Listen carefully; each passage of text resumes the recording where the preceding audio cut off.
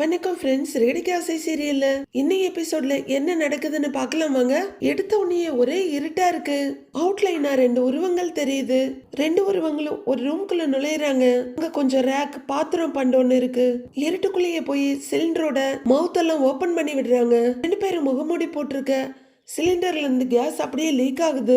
அந்த 2 உருவங்களும் அங்க இருந்து ஓடிட அந்த ஏரியா ஃபுல்லா கேஸ் பரவுது. இதுல எலக்ட்ரிக் சர்க்கியூட் பறக்க அந்த இடமே தீப்பிடிச்சிடுது. படார் படார்னு எல்லாம் வெடிச்சு செதறிக்கிட்டு இருக்கு. நீத்து ஒரு ரூம்ல சுகமா தூங்கிட்டு இருக்காங்க. அதே 2 உருவங்கள் அந்த ரூம் கதவை திறந்துட்டு உள்ளே வர்றாங்க. 2 பேர் கையிலயும் இரும்பு ராடு இருக்கு. அதுல ஒருத்தன் நீத்துவோட கால்ல படார்னு அடிச்சுட ஐயோ அம்மா அப்படின்னு வலி தாங்க முடியாம நீத்து கதறிக்கிட்டு எழுந்து மறுபடியும் சுருண்டு விழறாங்க. அடுத்த நாள் பொழுது விடியுது. அண்ணாமலையும் விஜயாவும் ரூம்ல இருந்து வர ஆமா காஃபி எடுத்துட்டு வரட்டுமான்னு மீனா கேக்குறாங்க. வேணாமான்னு சொல்லிட்டு உட்கார்றவரு ஏமா முத்து எங்கம்மான்னு கேக்குறாரு. தெரியல மாமா, இங்க வீட்டுல இல்ல, நைட்டு சவாரி இருக்குன்னு சொல்லிட்டு போனாரு. சவாரி முடிச்சிட்டு காலையில வந்துருவேன்னு சொல்லிருக்காரு அப்படிங்கிறாங்க மீனா. எதுக்கு வே ராத்திரி எல்லாம் அப்படின்னு கேட்டுட்டு இருக்கப்பவே முத்து வர்றாரு. அப்படியே பேசுறத நிறுத்திட்டு ஏண்டா எல்லாம் முடிஞ்சதான்னு கேட்க ஆமாப்பாங்கிறாரு அவரு. நைட் நேரத்துல ஏண்டா கண்ணு முழிச்சு கார் ஓட்டுற அப்படின்னு அண்ணாமலை கேட்க அது நம்ம ரெகுலர் கஸ்டமர்ப்பா, திடீர்னு போன் பண்ணி கேட்டாங்க, அதான் அப்படியே போயிட்டு வந்தேன். ஒரே அசதியா இருக்குன்னு சொல்லிக்கிட்டு உட்கார்றாரு. இருந்தாலும் ராத்திரி பகலா வண்டி ஓட்டிட்டு இருக்காத, உடம்பு கெட்டு போயிடும். எப்பவுமே பகலோட முடிச்சுக்கங்கிறாரு அண்ணாமலை. என்னங்க பண்றது, மனோஜ் மாதிரி ஒரு தொழிலதிபரா இருந்தா பகல்ல மட்டும் வேலை பார்த்தா போதும். இவன் பாக்குற வேலைக்கு 24 மணி நேரமும் கார் ஓட்டினாலும் என்ன சம்பாரிச்சிட முடியும் அப்படின்னு விஜயா சொல்லிக்கிட்டு இருக்க. நீ என்ன வேணா பேசுமா, அந்த மாங்காய் மனோஜ் மாதிரியே ஓ மண்டையிலையும் ஒரு மசாலாவும் கிடையாது அப்படிங்கிற மாதிரி ஸ்டைலா முத்து கன்னத்துக்கு கையை கொடுத்துட்டு பாத்துட்டு இருக்காரு. மீனா தான் கடுப்பாகி முறைச்சிட்டு இருக்காங்க. இப்படியே முறைச்சு உங்க மொழி வெளியே வந்துட போகுது மீனா. நம்ம ஆமா கொஞ்சம் அண்ணாமலையும் உன்னால முத்துவ மட்டம் தட்டாம இருக்க முடியாதா அப்படின்னு கேட்க இதுக்கும் எனக்கு எந்த சம்பந்தமும் இல்ல அப்படிங்கிற மாதிரி உட்கார்ந்து இருக்காரு முத்து. அவன் நேர்மையா உழைச்சு கொஞ்சமா சம்பாதிச்சாலும் அவன் வாழ்க்கைக்கு அது போதும் அப்படின்னு அவங்க அப்பா சொல்ல, அதானே நீங்க ட்ரெயின் ஓட்டுனீங்க, இவன் கார் ஓட்டுறான், கடைசி வரைக்கும் காரையே ஓட்டிக்கிட்டு அப்படியே முன்னேறாம இருக்க வேண்டியதுதான் அப்படின்னு அண்ணாமலையை சேர்த்து கேவலப்படுத்திட்டு இருக்காங்க விஜயா. உங்களை மாதிரி என்ன கேவலமா ஒரு பிட்டையும் போட்டுறாங்க. அண்ணாமலை ஏதோ புதுசா கேக்குற மாதிரி அடைச்ச அவமானம் அப்படிங்கிற மாதிரி தலையை திருப்பிக்கிறாரு. அப்பா ட்ரெயின் ஓட்டி தாமா இந்த குடும்பம் முன்னேறி இருக்கு, அவரால் தான் இன்னைக்கு உங்க புள்ள தொழிலதிபரா இருக்கான் அப்படின்னு முத்து சொல்ல, விடுடா அவளெல்லாம் திருத்தவே முடியாது அப்படின்னு அண்ணாமலை சொல்லிட்டு இருக்க. அப்படியே பரபரப்பா வர்றாரு நம்ம தொழிலதிபர். அம்மா அப்படின்னு அவரு சட்டை பட்டன் போட்டே வர வந்துட்டியான்னு கேட்க ஆமாமாங்கிறாரு. சாப்பிட்டுட்டு போ அப்படின்னு விஜயா சொல்ல சரின்னு போறாரு. ஆமா ரவி எங்கன்னு கேட்க அவரு ஃப்ரெண்டு வீட்டுல ஏதோ வேலை இருக்கு அங்கேயே தங்கிக்கிறேன்னு சொன்னாருங்க அப்படிங்கிறாங்க மீனா. அப்படியான்னு முத்து நிமிர படார்னு உள்ளார வர்றாரு ரவி. டேய் என்னடா இந்த டிராமால எல்லாம் பேர் சொன்ன உடனே வந்து நிப்பாங்களே அது மாதிரி வர்ற அப்படின்னு முத்து கேட்டுட்டு இருக்க. ரவி பயங்கர வேகமா முத்துக்கிட்டு வர்றாரு. வந்ததும் வராததுமா முத்துவோட சட்ட காலரை பிடிச்சு ஏண்டா இப்படி பண்ண, பைத்தியமாடா நீ அப்படின்னு ரவி கத்த எல்லாரும் பதறி போய் வர்றாங்க. ரவி என்ன இது அப்படின்னு அண்ணாமலை மீனா எல்லாம் பதறிக்கிட்டு வர, டேய் என்னடா இது இப்படி சட்டையை பிடிச்சு கேக்குற அப்படின்னு முத்து கேட்க, சும்மா தெரியாத மாதிரி நடிக்காதடா, இப்படி ஒரு வேலையை பார்த்து வச்சிருக்க அப்படின்னு ரவி கத்த. டேய் ஒரு பக்கம் அண்ணாமலையும் இன்னொரு பக்கம் மனோஜும் அவரோட கைய பிடிச்சிட்டு நிக்கிறாங்க. ரவி அவர் என்ன பண்ணாரு, ஏன் இப்படி பேசுறீங்க, கையெடுங்க அப்படின்னு மீனா சொல்லிக்கிட்டு இருக்க. டேய் அப்படின்னு விஜயாவும் கூப்பிட்டு இருக்காங்க. மறுபடியும் சட்டையை பிடிச்சி ஒரு உலுக்கி ஏண்டா இப்படி பண்ணின, ஏண்டா இப்படி பண்ண அப்படின்னு கத்திட்டே இருக்காரு ரவி. டேய் கையெடு அப்படின்னு அண்ணாமலை பலங்கொண்ட மட்டும் தள்ளிட்டு கத்திட்டு இருக்காரு. மீனாவும் அதையே சொல்லி கத்திட்டு இருக்காங்க. என்னடா இது அண்ணன் மேலைய கைய வச்சுக்கிட்டு அப்படின்னு அண்ணாமலையை விலக்கி விட, அண்ணே மாதிரியாப்பா இவன் நடந்துக்கிறான், இவனை யார் இந்த விஷயத்துல தலையிட சொன்னது அப்படின்னு ரவி கத்துறாரு. மீனா அதிர்ச்சியோட, ரவி என்னாச்சு, நீங்க அவர்கிட்ட இப்படி எல்லாம் பேச மாட்டீங்களே, சொல்லுங்க என்ன நடந்துச்சு அப்படின்னு மீனா கேட்க, இவன் பண்ணின வேலைக்கு எப்படி என்ன பேசுவாங்க அப்படின்னு ரவி கத்துறாரு. டேய் ரவிய கோவப்படுறானா, அப்படி என்னடா பண்ண நீ மனோஜ் கேக்குறாரு. டேய் சும்மா இருடா, நானே எதுவும் புரியாம நின்னுட்டு இருக்கேன் அப்படின்னு முத்து சொல்ல, போதுண்டா ரொம்ப நடிக்காத, ஆனா சத்தியமா நீ இப்படி பண்ணுவேன்னு எதிர்பார்க்கவே இல்லடா, அசிங்கப்படுத்திட்டல அப்படின்னு ரவி கத்த. ரவி நீ எவ்வளவு வேணாலும் திட்டு, ஆனா என்ன விஷயம்னு சொல்லிட்டு திட்டுடா அப்படிங்கிறாரு முத்து. ரவி முதல்ல என்னன்னு சொல்லுடா, நீ கோவப்படுற அளவுக்கு அவன் என்ன பண்ணா அப்படின்னு அண்ணாமலையும் கேக்குறாரு. அப்பா இவன் நீத்து ரெஸ்டாரண்ட தீ வச்சு கொளுத்தி இருக்கான்பா ரவி சொல்ல. முத்து உள்பட எல்லாருமே அதிர்ச்சி ஆயிடுறாங்க. என்னடா சொல்ற அப்படின்னு அண்ணாமலை கேட்க முத்து வாய் மூடாம அப்படியே ஆன்னு பாக்குறாரு. ஆமாப்பா, அது மட்டும் இல்ல, நீத்து வீட்டுக்கு போய் காலை கூட்டிட்டு போய் அவங்க காலை வேற உடைச்சிருக்கான், அவ ஹாஸ்பிட்டல்ல இருக்காங்கிறாரு ரவி. டேய் டேய் அப்படின்னு அண்ணாமலை கத்திட்டு இருக்க. ரவி, என்ன சொல்லிட்டு இருக்கீங்க நீங்க? எந்த காலத்திலயுமே இவர் அப்படிலாம் பண்றவர் கிடையாது. உங்களுக்கு தெரியாதா உங்க அண்ணனை பத்தி? மத்தவங்க சொன்னா பரவாயில்ல, நீங்களே இப்படி சொல்றீங்க அப்படின்னு மீனாவும் கத்துறாங்க. ஏன்னா அவன் அப்படி ஒரு வேலையை பண்ணியிருக்கான் நீ அப்படின்னு ரவி சொல்ல, முத்து இன்னும் அதிர்ச்சியா இருக்கவர கைய பிடிச்சி திருப்பி, டேய் முத்து, ரவி சொன்ன மாதிரி ஏதாவது பண்ணியிருக்க அப்படின்னு கேக்குறாரு அண்ணாமலை. ஐயோ அப்பா, நான் ஏன்பா அப்படிலாம் பண்ண போறேன்? நானே அதிர்ச்சியில தான்ப்பா இருக்கேன். டேய் ரவி, சத்தியமா நான் எதுவும் பண்ணலடாங்கிறாரு முத்து. டேய் பொய் சொல்லாதடா, நீ தான் பண்ணியிருக்கேன்னு எனக்கு நல்லா தெரியும். நான் ஹாஸ்பிட்டல் போய் நீத்துவ பார்த்துட்டு தான் வந்திருக்கேன் அப்படின்னு ரவி கத்திட்டு இருக்காரு. நாம கூட கனவுன்னு நினைச்சிட்டு இருக்கோம், ஆனா நீத்துவ யார உண்மையாவே வச்சு செஞ்சுட்டாங்க போல இருக்கு. நீத்து ஹாஸ்பிட்டல்ல இருக்க, காலை ரொம்ப அசைக்காதீங்க, ரெஸ்ட்லயே இருக்கட்டும்ன்ற டாக்டர். மெடிசன்ஸை கரெக்டா ஃபாலோ பண்ணிக்கங்க அப்படின்னு நர்ஸ் கிட்ட ஃபைல கொடுக்க அவங்க ஓகே டாக்டர்ங்கிறாங்க. அப்போ அங்க கூட நிக்கிற ரவி இவங்களுக்கு இப்போ எப்படி இருக்குன்னு கேக்குறாரு. கால்ல பிராக்சர் ஆயிருக்கு, சர்ஜரி பண்ண வேண்டி இருக்கும், ஸ்கேன் ரிப்போர்ட் வந்ததும் என்னன்னு பார்த்துட்டு சொல்றேன், இப்ப ரெஸ்ட் எடுக்கட்டும் அப்படின்னு டாக்டர் சொல்ல, சரிங்க டாக்டர்ங்கிறாரு ரவி. அப்போ நீத்து, ரவி ரெஸ்டாரண்ட்ல ஃபயர் ஆயிடுச்சுன்னு அப்படின்னு சொல்றாங்க. நானும் கேள்விப்பட்டேன், எல்லாத்தையும் அணைச்சிட்டாங்க, ஆனா நிறைய டேமேஜ் ஆகியிருக்கு அப்படின்னு ரவி சொல்ல, கொஞ்ச நேரம் யோசிக்கிற நீத்து, ரெஸ்டாரண்ட் தானா ஃபயர் ஆகல, எரிய வச்சிருக்காங்க, என்னையும் இப்படி பண்ணிட்டாங்க அப்படின்னு நீத்து சொல்ல, அதிர்ச்சியாகிற ரவி, யார் நீத்து இப்படி பண்ணினது? அவங்கள சும்மா விடக்கூடாது, கம்ப்ளைண்ட் கொடுத்து ஜெயில தள்ளணும், நீங்க யாருன்னு சொல்லுங்கன்னு பதறாரு அவரு. நீத்து நிதானமா, ஏன் உங்க அண்ணன் யாருன்னு சொல்லலையா அப்படின்னு நீத்து கேட்க, எங்க அண்ணனா புரியலங்கிறாரு ரவி. எல்லாத்துக்கும் காரணம் உங்க அண்ணன் முத்துதான் அப்படின்னு நீத்து சொல்ல, பயங்கர அதிர்ச்சியோட, என்ன சொல்றீங்க, முத்துவான்னு கேக்குறாரு ரவி. ஆமா, அவர் தான் என் காலையும் உடைச்சு என் ரெஸ்டாரண்ட்டுக்கு தீயும் வச்சிருக்காருங்கிறாங்க நீத்து.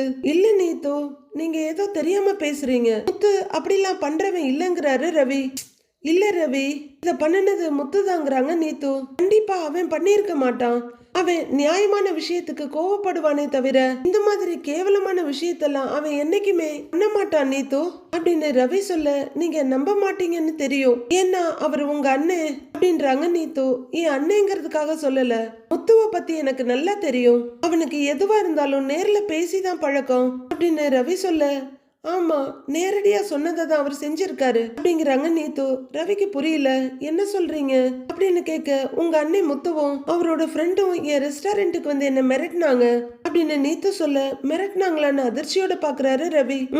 ஆமா, ரவிய இனிமே லவ் பண்ண கூடாது, அவன் லைஃபை விட்டு போயிடு, இல்லன்னா நீயும் இருக்க மாட்ட, உன் ரெஸ்டாரண்ட்டும் இருக்காதுன்னு என்ன த்ரெட்டன் பண்ணாங்க அப்படிங்கிற நீத்து முத்து வந்ததையும், சும்மா மத்தவங்க கிட்ட பேசிட்டு இருக்க மாதிரிலாம் என்கிட்ட பேசிட்டு இருக்காத சொல்லிட்டேன், என் பொறுமையும் ஒரு அளவுக்கு தான், நீ பண்ணின வேலைக்கு ரவி பொண்டாட்டிக்கிட்ட வந்து மன்னிப்பு கேட்டுட்டு ரவிய விட்டு விலகிட்டேன்னு சொல்லு அப்படின்னு மிரட்டுறாரு முத்து. நான் ஏன் அப்படி சொல்லணும், நான் தான் ரவிய லவ் பண்றேன்ல அப்படின்னு நீத்து சிரிச்சுட்டே சொல்ல, அவன் லைஃப்ல உன்னால ஏதாவது பிரச்சனை வந்துச்சு பார்த்துக்கிட்டு நான் சும்மா இருக்க மாட்டேன், இருக்கிற இடம் தெரியாம போயிடுவேன் அப்படின்னு முத்து மிரட்டினத அப்படியே சொல்றாங்க நீத்து. நல்லவேளை அப்படியே தான் சொன்னாங்க, இதுல இன்னும் சில பல பிட்டுகள் எல்லாம் சேர்க்கல, இதுவே பெரிய விஷயம்தான். இதை கேக்குற ரவி அப்படியே அதிர்ச்சியும் கோவமா உறைஞ்சு போறாரு. என்னால நம்பவே முடியல, நீங்க நிஜமா தான் சொல்றீங்களா அப்படின்னு ரவி கேட்க, நான் உங்ககிட்ட பொய் சொல்ல மாட்டேன் ரவி, பொய் சொல்ல தெரியாம தான் உங்க மேல இருக்க லவ் உங்ககிட்ட ஓப்பனா சொன்னேன், இப்பவும் நான் உண்மையை தான் சொல்றேன், இதுக்கெல்லாம் காரணம் உங்க அண்ணன் முத்து தான் அப்படின்னு நீத்து சொல்ல, ரவி அதிர்ச்சியோட நிக்கிறாரு. அப்போ கதவை தட்டிட்டு உள்ளர வரலாமா அப்படின்னு லைட்டா கதவை திறந்துட்டு போலீஸ் கேக்குறாங்க. எஸ் வாங்க சார் அப்படின்னு ரவி சொல்ல, உள்ளர வர்றாங்க 2 பேரு. இப்ப எப்படிமா இருக்கு அப்படின்னு கேட்க, பரவாயில்லங்க சாருங்கிறாங்க நீத்து. ஒரு 5 மினிட்ஸ் உங்ககிட்ட ஸ்டேட்மெண்ட் வாங்கணும், பேச முடியுமான்னு கேட்க, முடியுங்க சாருங்க நீத்து. உங்க ரெஸ்டாரண்ட்ல ஃபயர் ஆக்சிடென்ட் ஆயிருக்கு, உங்களுக்கும் இப்படி ஆயிருக்கு, உங்களுக்கு யார் மேலேயாவது சந்தேகம் இருக்கா, இது அட்டெம்ப்ட் மர்டரா இருக்குமோன்னு எங்களுக்கு டவுட்டா இருக்கு அப்படின்னு போலீஸ் கேட்டுட்டு இருக்க, நீத்து மெதுவா ரவிய பாக்குறாங்க. ரவியும் கலங்கி போய் நிக்கிறாரு. பயப்படாம சொல்லுங்க, யாரா இருந்தாலும் அவங்க மேல நிச்சயமா ஆக்ஷன் எடுக்கிறோம் அப்படின்னு அவரு சொல்ல, நான் யாருக்கும் பயப்பட மாட்டேன் இன்ஸ்பெக்டர், எனக்கு இந்த மாதிரி ஆனதுக்கு காரணம் அப்படிங்கிற நீத்து ரவிய பாக்குறாங்க. கொஞ்ச நேரம் அமைதியா இருந்துட்டு, யாரும் இல்ல இன்ஸ்பெக்டர், ரெண்டுமே ஒரு ஆக்சிடென்ட் தான் சொல்ல, ரவி ரொம்ப அதிர்ச்சியா பாக்குறாரு. ஆக்சிடென்டா அப்படின்னு போலீஸ் கேட்க, ஆமாங்க சார், ரெஸ்டாரண்ட்ல கேஸ் லீக் ஆகி ஃபயர் ஆயிடுச்சுன்னு போன் வந்தது எனக்கு. நான் அவசரமா கிளம்பி வரும்போது மாடி படிக்கட்டுல ஸ்லிப் ஆகி விழுந்ததுல கால்ல அடிபட்டுருச்சு அப்படின்னு நீத்து சொல்லிட்டு இருக்க ரவி அதிர்ச்சியோடவே பாத்துட்டு இருக்காரு. அப்ப இது வெறும் ஆக்சிடென்ட் மட்டும் தானா, வேற எந்த காரணமும் இல்லையா அப்படின்னு போலீஸ் கேட்க, இருந்தா நான் சொல்லிருக்க போறேன், இது ஜஸ்ட் ஒரு ஆக்சிடென்ட் தாங்க சார் அப்படின்னு நீத்து சொல்ல, நீங்க சொன்னது அப்படியே ஒரு ஸ்டேட்மெண்டா எழுதி கொடுத்துருங்க அப்படின்னு அவரு சொல்ல, சரிங்க சாருங்கிறாங்க நீத்து. போய் எழுதி வாங்கிக்கையா அப்படின்னு சொல்ல ரைட்டர் பக்கத்துல வந்து எழுத ஆரம்பிக்கிறாரு. நீத்து சொல்றாங்க, எழுதிக்கோங்க சார்னு. ரவி நம்ம அண்ணனால இவங்களுக்கு இப்படி ஆயிடுச்சுன்னு குற்ற உணர்ச்சியில உறைஞ்சு போய் நிக்கிறாரு. இது நீத்துவோட பிளான் தான்னு தெரியாம, உங்களுக்கு உதவி ஏதாவது தேவைப்பட்டாலும் எங்களை கூப்பிடுங்க, ஏதாவது சொல்லணும்னு தோணுச்சுனாலும் எங்களுக்கு கால் பண்ணுங்க, டேக் கேர்னு சொல்லிட்டு எஸ்ஐ போக கூடவே ரைட்டரும் போறாரு. ரவி மெதுவா நீத்து கிட்ட வந்து, நீத்து ஏன் போலீஸ் கிட்ட போய் சொன்னீங்க, முத்துவோட பேரை ஏன் சொல்லலன்னு கேக்குறாங்க. வேற யாராவது இருந்தா சொல்லி இருப்பேன், ஆனா அவரு உங்க அண்ணனா போயிட்டாரே, நான் அவர் பேரை போலீஸ் கிட்ட சொன்னா உங்க ஃபேமிலியில இருக்க எல்லாருக்குமே என் மேல வெறுப்பு வந்துரும், ஏன்னா உங்க ஃபேமிலியில முத்து எவ்வளவு இம்பார்ட்டன்டான ஆளுன்னு எனக்கு தெரியும் அப்படின்னு நீத்து சொல்ல, குற்ற உணர்ச்சியும் நெகிழ்ச்சியுமா நிக்கிறாரு ரவி. சந்தடி சாக்குல ரவி, எனக்கு உங்க மேல இருக்க லவ் உண்மையானது, இப்போ நான் உங்க அண்ணன் பேரை சொல்லாம போனதுக்கு ரீசன் அதுதான், உன் மேல இருக்க லவ் தான், அதை புரிஞ்சுக்கோங்கிறாங்க நீத்து. யூசுவலா காச்சு மூச்சுன்னு கத்துற ரவி இப்ப எதுவும் பேசாம அப்படியே நிக்கிறாரு. ரவி இதை சொல்லி முடிக்க, ஏண்டா இத்தனை நாளா ஊருக்குள்ள அடிதடி தான் பண்ணிட்டு இருந்த, இப்ப கடையை எரிக்கிறது பொண்ணு காலை உடைக்கிறதுன்னு ஆரம்பிச்சிட்டியா, நல்ல இம்ப்ரூவ்மெண்ட்ங்கிறாரு மனோஜ் நக்கலா. டேய் சுமாரிடா அப்படின்னு முத்து சொல்லிட்டு இருக்க, ரவி அந்த மாதிரி எல்லாம் எதுவும் பண்ணலடாங்கிறாரு முத்து. நீ பண்ணாம எப்படிடா உன் பேரை சொல்லுவாங்கன்னு எகிர்றாரு ரவி. டேய் இத நான் பண்ணலங்கிறது அவளுக்கே தெரிஞ்சிருக்கும்டா, அதனாலதான் அவளே என் மேல போலீஸ்ல கம்ப்ளைண்ட் கொடுக்கல அப்படின்னு முத்து சொல்ல, ஆஹா அவ அதனால ஒன்னும் கம்ப்ளைண்ட் கொடுக்காம இல்ல, நம்ம குடும்பத்துல இருக்கவங்க அவளை வெறுக்காம இருக்கு உன் பேரை கம்ப்ளைண்ட்ல கொடுக்கல அப்படிங்கிறாரு ரவி. ரவி நீங்களும் மாங்கா மனோஜ் மாதிரியே மாறிட்டு இருக்கீங்க, உங்க குடும்பத்துல இருக்கவங்க நீத்துவ வெறுத்தா என்ன, தூக்கி தலையில வச்சு கொண்டாடுனா அவங்களுக்கு என்ன, இதுல மீனிங்கே இல்லையே. ஆனா முத்து, டேய் அந்த பொண்ணு சொன்ன நீ அப்படியே நம்பிடுவியான்னு கேக்குறாரு. நீயும் உன்னோட ஃப்ரெண்டும் சேர்ந்து நீத்துவோட ரெஸ்டாரண்ட்டுக்கு போய் அவளை மிரட்டலன்னு சொல்லு பாக்கலாம் அப்படின்னு ரவி கேட்க, எல்லாருமே முத்துவையே தான் பாக்குறாங்க. ரவி நான் போய் பேசுனது உண்மைதான், ஆனா இப்படி ஒரு கேவலமான வேலையில நான் பண்ணலடா, நான் போய் பேசுனது கூட அவ ஓன் லைஃப்ல பிரச்சனை பண்றாளேன்னு தான்டா, அது சும்மா பயமுறுத்துறதுக்காக பேசுனது அப்படின்னு முத்து சொல்ல, ஹைப்பர் ஆக்டிவ் ஆயிடுறாரு ரவி. டேய் நீ சும்மா போய் சொல்லாதடா, ஏற்கனவே நீத்துவ போய் மிரட்டி இருக்க, இப்ப நீ இப்படி பண்ணி இருக்க மாட்டியா அப்படின்னு கத்த, ஏங்க அப்படின்னு பதறிக்கிட்டு பாக்குறாங்க மீனா. நீ சொன்னதுக்கு அவ முடியாதுன்னு சொல்லியிருக்கா, அந்த கோவத்துல தான் நீ இதெல்லாம் பண்ணிருக்கன்னு கத்துறாரு ரவி. டேய் இதுல என்னடா டவுட் இருக்கு, இவன் தான் கண்டிப்பா பண்ணிருப்பான்னு கன்ஃபர்ஸ் பண்றாரு மாங்கா, சாரி மனோஜ். இவனை பத்தி தான் நமக்கு நல்லா தெரியுமே, இவன் ரவுடித்தனம் பண்றது என்ன நமக்கு புதுசா அப்படின்னு சொல்லிட்டு இருக்காரு மனோஜ். சும்மா எல்லாம் தெரிஞ்ச மாதிரி பேசாதீங்க, இவர் தான் எதுவும் பண்ணலன்னு சொல்றாருல அப்படின்னு மீனா கத்த, அதான் அந்த பொண்ணே சொல்லிருக்கேமா இவன் தான் பண்ணியிருக்கான்னு. அவங்க போலீஸ்ல கேஸ் கொடுக்காம விட்டதே நமக்கு பெரிய விஷயம் அப்படின்னு மனோஜ் சொல்ல, முத்து மனோஜ முறைச்சிட்டு இருக்காரு. மனோஜ் தேவையில்லாம பேசிட்டு இருக்காத, அவன் தான் ஒண்ணும் பண்ணலங்கிறான்ல, அப்படி பண்றவனும் கிடையாது அவன் அப்படின்னு அண்ணாமலை சொல்ல, அப்பா தப்பு பண்றவன் என்னைக்குப்பா தப்பு ஒத்துட்டு இருக்கான், இப்ப வெளியில தெரியுது, அதான் ஏதோ சொல்லி சமாளிச்சுட்டு இருக்கிறான், ஏண்டா இப்படி ஒரு கிரிமினல் வேலை பார்த்து வச்சிருக்க நீ அப்படின்னு மனோஜ் சொல்லிட்டு இருக்க. மனோஜ் நீ சும்மா இரு அப்படின்னு அது வரைக்கும் அமைதியா பார்த்துட்டு இருந்த விஜயா சொல்றாங்க. என்னடா இந்த அம்மா முத தடவையா முத்துக்கு ஆதரவா மனோஜ வாய் மூடுங்கிறாங்கன்னு பார்த்தா இந்த விஷயத்துல முத்து பண்ணதான் கரெக்ட் அப்படின்னு சொல்ல, எல்லாரும் ஆன அசந்து போய் பாக்குறாங்க. அதிர்ச்சியில இருந்து வெளியே வர்ற அவங்க அருமை புத்திரன் மனோஜ், அம்மா என்னம்மா நீங்களே இப்படி சொல்றீங்கிறாரு. ஆமாண்டா அந்த நீத்து நம்ம குடும்பத்துல குழப்பத்தை உண்டாக்கிட்டு இருக்கா, அவளையெல்லாம் இப்படி பண்ணினாதான் திருந்துவா, இப்ப அவளுக்கு பயம் இருக்கும்ல, இவன் சரியாதான் பண்ணிருக்காங்கிறாங்க விஜயா. அம்மா போதுமா, நான் செஞ்ச நல்லதுக்கு எதுக்குமே இது வரைக்கும் நீங்க பாராட்டினதே கிடையாது, செய்யாத கெட்டதுக்கு இப்படி முந்திக்கிட்டு வந்து பாராட்டிக்கிட்டு இருக்கீங்க, நான் தான் எதுவும் பண்ணலன்னு சொல்றேன் இல்லம்மா அப்படின்னு முத்து சொல்ல, இதுக்கு மேல எதையும் மறைக்காதடா அப்படின்னு ரவி கத்திட்டு இருக்காரு. ரவி அந்த பொண்ணு என்ன சொன்னாலும் நம்பிடுவீங்களா, இவருக்கு யார் வாழ்க்கையும் அழிச்செல்லாம் பழக்கம் கிடையாது, இவரை கொல்ல நினைச்ச அந்த ரோகிணிய கூட எதுவும் பண்ண வேணாம்னு நினைக்கிறாரு, ஒரு பொண்ணு காலை உடைச்சாருன்னு சொல்றீங்க, இவர் அப்படியெல்லாம் பண்ண மாட்டார் ரவி அப்படின்னு மீனா சொல்ல, அண்ணாமலைக்கு அந்த நம்பிக்கை இருக்கு. முத்து ஒருவேளை உன் ஃப்ரெண்ட்ஸ் யாராவதுங்கிறாரு. ஐயோ அப்பா அப்படிலாம் யாரும் பண்ணலப்பா, உங்ககிட்ட நான் போய் சொல்லுவேனாப்பா? நான் போய் அந்த பொண்ணுகிட்ட ரவிய மறந்துடு, அவன் பின்னாடி சுத்தாத அப்படின்னு மட்டும்தான்ப்பா சொன்னேன். அதுவும் சும்மா பயமுறுத்ததுக்காக பண்ணேன்ப்பா அப்படின்னு முத்து சொல்ல ரவி இப்பதான் யோசிக்க ஆரம்பிக்கிறாரு. ஏன்பா இவன் தான் சொல்றான்ல, அண்ணாமலை சொல்ல, அப்பா இவன் சொல்றதெல்லாம் நம்ப நான் தயாரா இல்லப்பா. இவன் முன்கோவத்தை பத்தி எல்லாருக்குமே தெரியும். எனக்கு ஏதோ நல்லது பண்றேன்னு நினைச்சு இப்படி பண்ணியிருக்கான் அப்படின்னு ரவி அக்யூஸ் பண்றாரு. மாமா எனக்கு இவரை பத்தி நல்லா தெரியும். இவர் இத பண்ணல. நானும் இவரும் தான் ரவி ஸ்ருதி வாழ்க்கையில இவ இப்படி வந்து பிரச்சனை பண்றாள் கவலைப்பட்டு இருந்தோம். இவர் அந்த கோவத்துல போய் நீத்து கிட்ட பேசியிருப்பாரே தவிர இந்த மாதிரி எல்லாம் அவரு பண்ண மாட்டாரு மாமா அப்படிங்கிறாங்க மீனா. அண்ணி இவன் கோவத்துல என்ன செய்வான்னு உங்களுக்கு தெரியாது. இவன் குடிச்சிட்டு போய் கூட இப்படி பண்ணியிருப்பான் அப்படின்னு ரவி சொல்ல மீனா அதிர்ச்சியா பாக்குறாங்க. மனோஜ் கைய தட்டி இப்ப சொன்னியே இது கரெக்ட். சரக்கு போட்டுட்டு இந்த வேலையை பார்த்திருப்பான். அதுவும் நைட்டு கூட வீட்டுக்கு வரலையே அப்படின்னு மனோஜ் சொல்ல முத்துவுக்கும் பொறுமை குறைஞ்சிடுது. டேய் நான் சவாரிக்கு போனேன்டா அப்படின்னு சொல்ல, ஓ அப்ப பக்காவா பிளான் பண்ணி தான் பண்ணிருக்க, சும்மா ஒரு காரணத்தை வச்சுக்கிட்டேங்கிறாரு மனோஜ். டேய் நீ தேவையில்லாம எனக்கும் அவனுக்கும் மூட்டி விட்டுட்டு இருக்கிற, பேசாம இரு சொல்லிட்டேன்.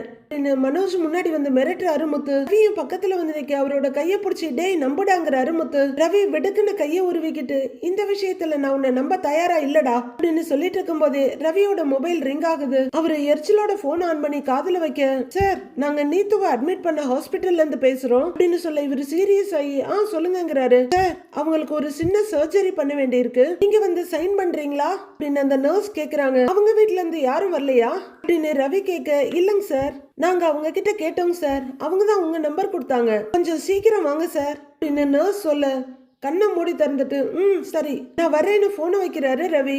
போங்க ரவி நல்லா மாட்ட போறீங்கன்னு தான் நமக்கு தோணுது. ரவி வேகமா நடக்க, டேய் ரவி அப்படின்னு அவங்க அம்மா கூப்பிடுறாங்க. அவரு திரும்பி பார்க்க எங்கடா போறேன்னு கேக்குறாங்க. ஹாஸ்பிட்டல்ல இருந்து கால் பண்ணிருக்காங்கம்மா, நீத்துவுக்கு ஏதோ சர்ஜரி பண்ணணுமா, அதுக்கு நான் வந்து சைன் பண்ணணுமா அப்படின்னு அவரு கத்த, அதுக்கு எதுக்குடா நீ போய் சைன் பண்ண போற, ஏன் அவங்க வீட்ல இருந்து யாராவது வந்து சைன் போடட்டும், உங்க வீட்ல யாரும் இல்லையான்னு கேக்குறாங்க விஜயா. ரவி பாத்துக்கிட்டே இருக்க, நீ போகாதங்கிறாங்க விஜயா. அது எப்படிமா போகாம இருக்க முடியும், நான் போய் தானே ஆகணும். நீத்துவ போலீஸ் வந்து விசாரிச்சப்போ அவ முத்துவ பத்தி ஒரு வார்த்தை சொல்லியிருந்தான்னா இந்நேரம் இவனை தூக்கி உள்ளர வச்சிருப்பாங்க.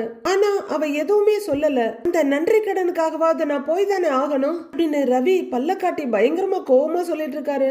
டேய் ரவி நான் தான் எதுவும் பண்ணலன்னு சொல்றேனேடா, அப்புறம் ஏன்டா நீ இதெல்லாம் பண்ணணும் புரிஞ்சுக்கோடா அப்படின்னு முத்து சொல்ல மொத்தமா மூளை மெழுங்கி போயிருக்க ரவி. டேய் நீ தயவு செஞ்சு என்கிட்ட எதுவும் பேசாதரான்னு கத்துறாரு. மறுபடியும் அவரோட மொபைல் ரிங் ஆக, இப்ப யாருடான்னு விஜயா கேட்க, நீத்துதாமா கால் பண்றா அப்படின்னு எடுத்து காட்டுறாரு ரவி. கால் அட்டன் பண்ணி சொல்லுங்க நீத்துன்னு சொல்ல, ஹாஸ்பிட்டல்ல சர்ஜரி பண்ணணும்னு சொல்லிருக்காங்க, நீங்க எப்போ வர்றீங்கன்னு கேக்குறாங்க நீத்து. டென்ஷனை குறைச்சிக்கிட்டு என்கிட்ட பேசுனாங்க நீத்து, இன்னும் கொஞ்ச நேரத்துல வந்துடுங்கிறாரு ரவி.